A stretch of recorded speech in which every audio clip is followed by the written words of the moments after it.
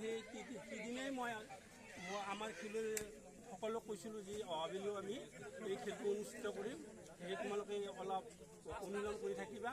সেই মৰ্মে আজি আমি আমাৰ যোৱা 15 আগষ্ট যিহেতু আমি আমাৰ সময় নিমিলিলে 2-3টা প্ৰগ্ৰেম আছিল, আজি আমি গান্ধী জয়ন্তী উপলক্ষে আজিৰ এই পৰ্বটো আমি অনুষ্ঠিত কৰিছোঁ।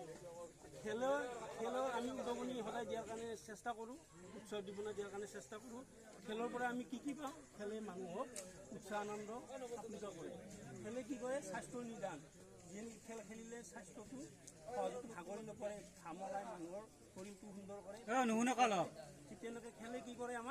খেলে আমাক আনন্দৰ দিলায়, একতা মিলনৰ সেইটো বঢ়ায়। গতিকে সেইকাৰণে আমি আজি খেল আমি উদ্যোক্তা হৈ তোমালোকক আগলৈকে ভৱিষ্যতে আমাৰ ইয়াৰ পৰাই যাতে গুৱাহাটীলৈকে তাৰপিছত দিল্লীলৈকে যোৱাৰ কাৰণে তোমালোকে যোৱাৰ কাৰণে পুনৰবাৰ আগবাঢ়ি যোৱাৰ কাৰণে আমি এইবাৰো দিলোঁ। আৰু নেক্সট যদি তোমালোকে এনেকুৱাকৈ সুন্দৰ পৰিৱেশত থকা আমি অবাৰো এই খেলখন আমি দিয়াৰ কাৰণে যত্ন কৰিম।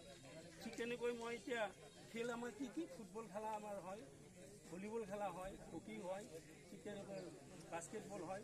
তথাপি আমি আমাৰ যিহেতুকে খেলৰ অভাৱ, এইখন খেল আমি পাই আছোঁ ফিল্ডখন, সেয়েহে এইখন নেটখন নিদি মই বজাৰে ভাবুকি ল'ৰাখিনিক আমি যাতে অলপ আপ্লুত কৰিব পাৰোঁ। সেয়েহে আজি আমি হয়তো 5-6জন ব্যক্তি লগ লাগি প্ৰতি বছৰে তোমালোকক এটা অভিনন্দন দিয়াৰ কাৰণে চেষ্টা কৰোঁ।